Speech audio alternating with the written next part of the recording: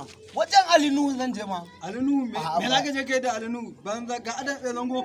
Kai da Allah banza adan ɗan zangon ba. Kai ne banza kawai banza bala. Dan gwari me kamar ina ganin ka kaman babanka ya mutu.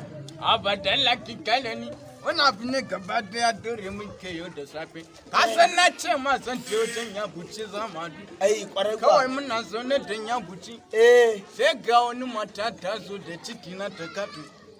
Ga sani jana babe na ni. Ashe wai yaron ciki ne ke ga da ni fa.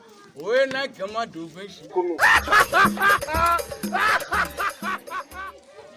Kai! Tun daga Lagos. Ina jin ka. Tun daga Lagos. Garin ku kenan? Tun daga Lagos muka ɗau hanya. Nake faɗa maka.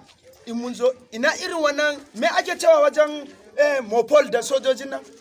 Wajen checkpoint. Yawa! Checkpoint! In mun zo, kuyi mu higa. Tun daga Lagos ba muka ɗau hanya nake faɗa ma. Mu higa overtaking mu yi nan.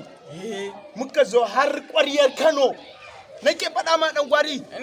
Muna zuwa ƙwaryar Kano muna jira. Nake faɗa maka muka shiga gidan mai. Muna shiga gidan mai mai gidan man. Kawai sai ya ce wa direban namu. Na nawa za a zuba maka mai.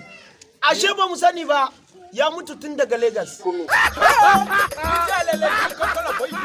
Ya mutu. Ka ci durun uwarka da gongola.